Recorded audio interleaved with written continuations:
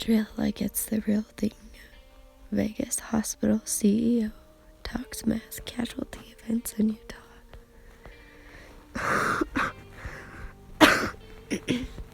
Excuse me. Utah healthcare executives on Monday learned the importance of preparation from the CEO of a hospital that faced a historic patient burden after the October shooting in Las Vegas that killed 58 and injured hundreds. Todd Sklamberg, CEO of Sunrise Hospital and Medical Center in the Las Vegas Valley, told members of the Utah Hospital Association that health facilities and their partners in public health and law enforcement must coordinate extensively ahead of time for the possibility of a mass casualty event.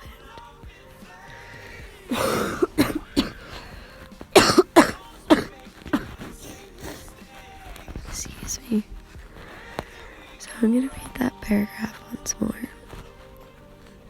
Todd Sklamberg, CEO of Sunrise Hospital and Medical Center in the Las Vegas Valley, told members of the Utah Hospital Association that health facilities and their partners in public health and law enforcement must coordinate extensively ahead of time for the possibility of a mass casualty event. Okay, so let me just ask this. How do you coordinate extensively ahead of time? Like, how do you know when to start to coordinate, you know? That means you're gonna have to do it every day now, unless you know already when it's going to happen, this mass casualty event.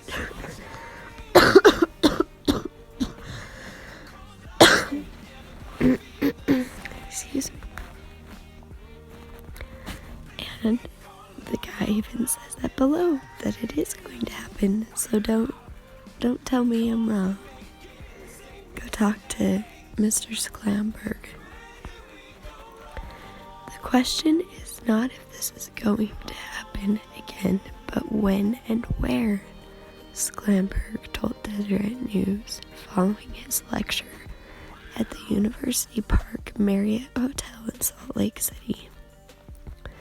Be it a shooting, national disaster, or some other attack.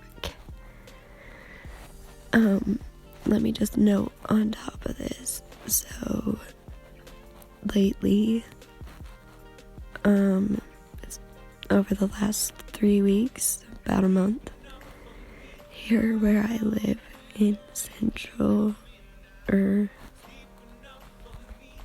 Central Utah, we've been having quite a handful of earthquakes lately. Just about like 2.5 weeks ago, there was a period of time, 18 hours period of time, where there were 9 earthquakes, where the epicenter was roughly about like 16 miles away from where I live. So the epicenter would have been Loa, Utah. But just within this last week, there were a couple more earthquakes, but I don't know that there were as many as the first round. So just throwing that out there.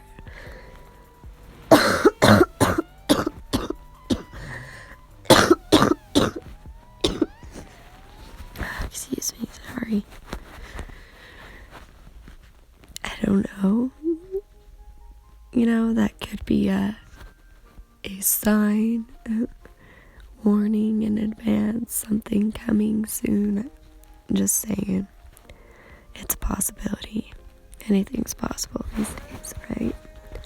Anyway, Sunrise Hospital saw 214 patients who were hurt in some way in the October 1st Las Vegas shooting, where people attending the Route 91 Harvest Music Festival were targeted by a gunman on the 32nd floor of the nearby Mandalay Bay Hotel. Those patients at Sklamberg's hospital included 124 with gunshot wounds, which he said was the largest group of such victims in any hospital, or such victims any hospital has ever treated from a single incident in the U.S. history. Sklamberg said the ordeal, despite the hospital's imperfect response, proved to him that hyper-realistic emergency training for hospitals, police agencies, and others ultimately pays off. Part of it is community-wide drills. When you drill like it's the real thing. Well, you know what's stupid is, these drills, especially shootings and shit, are only there to put the idea in people's freaking heads, Like, who's to say that shit's gonna happen? You don't know. You don't know where it's gonna be. Why is this dude only talking to Utah? Why isn't he directing the message to the entire country? Like, he's just speaking to Utah and telling only Utah to be prepared. So what does that tell?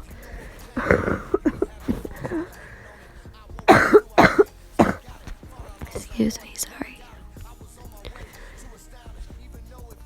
So, if something happens in Utah or nearby anyway, don't fucking be surprised, because they're telling us right here, right now. When you drill like it's the real thing. Well, if you're even imagining or thinking that that's going to happen, you must know you have an in, you know secrets. If you have the nerve and guts to say in the beginning of this all that the question isn't of if it's going to happen, it's of when and where, okay? So the CEO of this fucking hospital already, like, he knows. Obviously, he's got an in on it.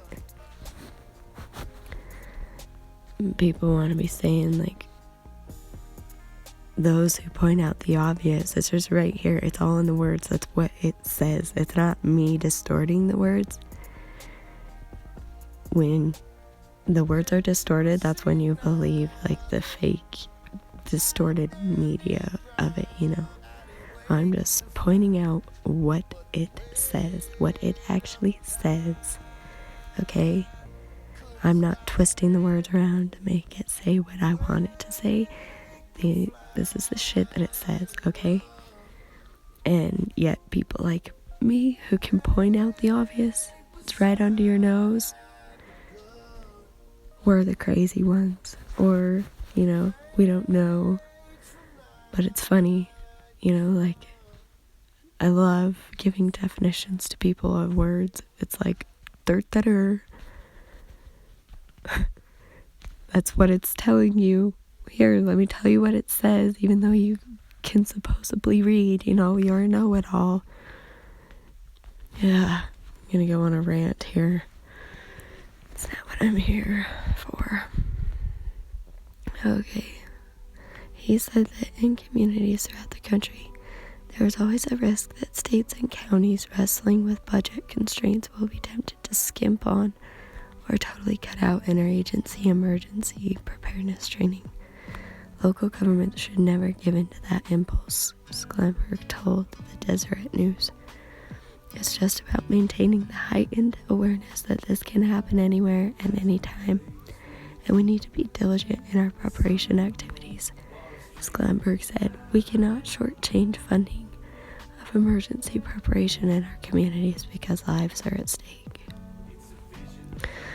Sklamberg addressed Sunrise Hospital's efforts to ensure blood supplies got to where they were needed and to obtain additional supplies from other hospitals.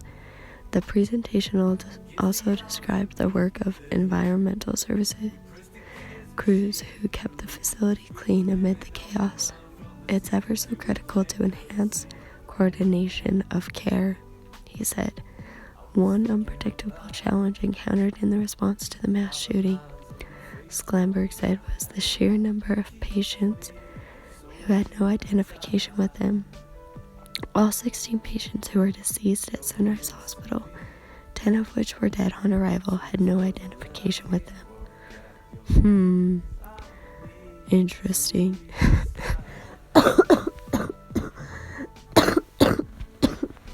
Excuse me.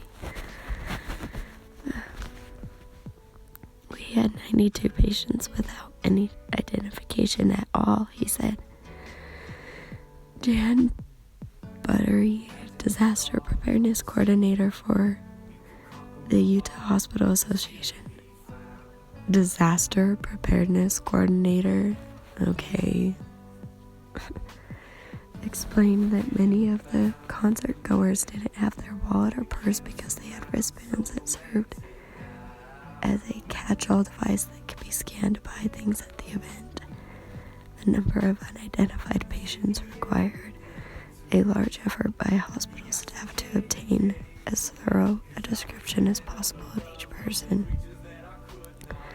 We then went through an identifying process with family members asking for physical identifiers, Sklamberg said. Because medical gear was frequently covering much of the patient's face, staff in many cases relied on locating tattoos or body piercings in order to get some certainty, he said. At times, it's hard to recognize facial features, Sklamberg said. It was important to the families that staff be able to quickly and reliably determine whether or not any of the victims at the facility was their loved one, he said. Sunrise Hospital performed 58 surgeries on patients within 24 hours and used 516 units of blood. 31 patients were admitted to intensive care units. Kirsten Mills, Emergency Management Program Coordinator at Intermountain Medical Center, said the presentation gave providers a lot to think about in terms of how to best communicate in a large-scale emergency. One group that could benefit from improved methods of instantaneous communication, she said, is the general public in the area of the emergency. For example, Mills said many people simply took injured loved ones, friends, or strangers to the first hospital they could find directions for, rather than the best ones suited for traumatic care or with the most availability to take on more patients. The directions apps on your smartphone aren't taking you to trauma centers or asking you about your injuries, Mills said. She said the confusion those people experienced raises important questions for public health departments and provider organizations about how to rapidly disseminate those important details.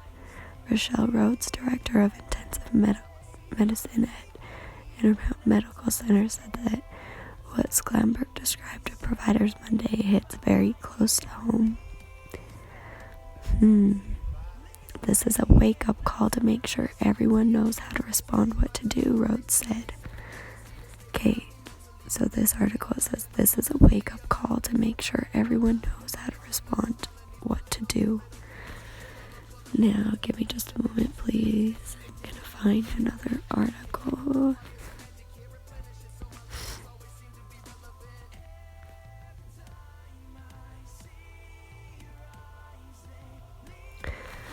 Scientists expect major uptick in earthquakes for 2018. Here's why. Scientists have discovered evidence that there will be an uptick in earthquakes next year, mostly thanks to Earth's slowing rotation.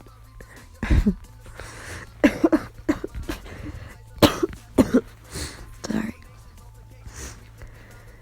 As Forbes reported, the slight variation in Earth's rotation speed, which often goes unnoticed by everyone on the planet, leads to an increase in earthquakes across the world. Scientists who measure rotation speed said everyone will notice the change by more earthquakes. Okay. In a new study, geologists linked the increased earthquakes to slower rotation speed. They found that nearly every 32 years there's an increase in earthquakes across the world. And then the Las Vegas shooter, was on level 32. Whatever, of the building, it said. Alright. So, what I'm wanting to get at.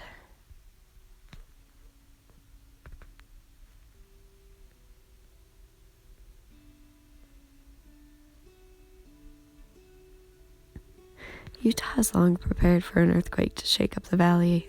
A report from 2016 found that there's a 43% chance Utah will experience a 6.75 magnitude earthquake in the next 50 years. A 7.0 earthquake would be the big one that experts have long worried about. People see, 50 years, I got nothing to worry about. Dude, they could say 100.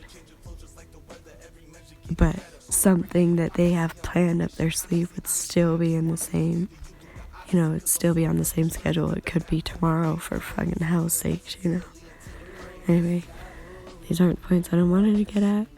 Sorry, I just see things that are catching my eye.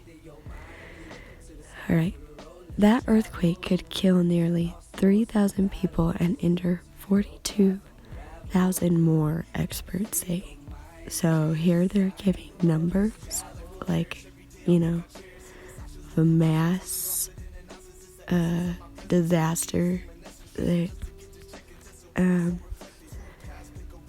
medical, whatever, officials, health departments, law enforcement, that they should all be being prepared for, coordinating preparedness.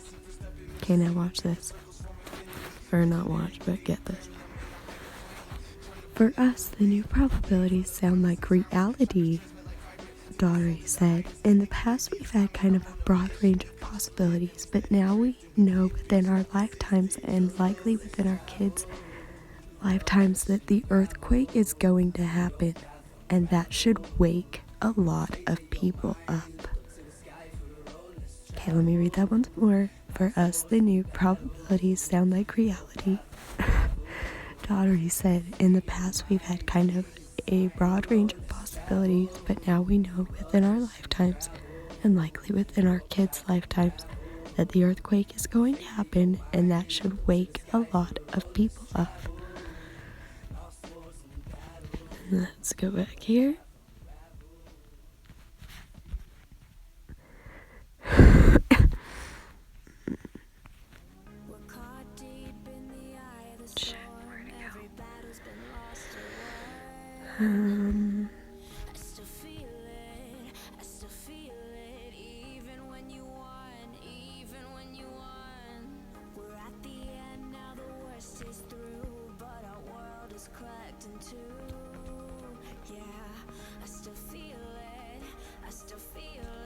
So back to the first article that I was reading from, okay? Chill like it's the real thing. Vegas hospital CEO talks mass casualty events in Utah. So that other article, the scientists and earthquakes one, that was from sometime last year. This one is from April 2nd, 2018. How many months later after the Vegas shooting? And now he's telling Utah. Okay, so remember that last sentence, paragraph, whatever I read from the other article. Like, work with me here. Pay attention. I don't want your money. Pay attention. This is a wake-up call to make sure everyone knows how to respond, what to do, Rhodes said. Now, this is the last sentence of the article that I first read. Now compare the two, okay? I can't put the pieces together for you, but I can share with you the pieces that I find. But, you know, you gotta step up to the plate and work your own mind. I'm not here to fucking do any mind control shit for anyone else. I'm trying to control my own. Thanks. Anyway, just found that all interesting. Is what it is, I guess. So, what do I know? I don't know anything.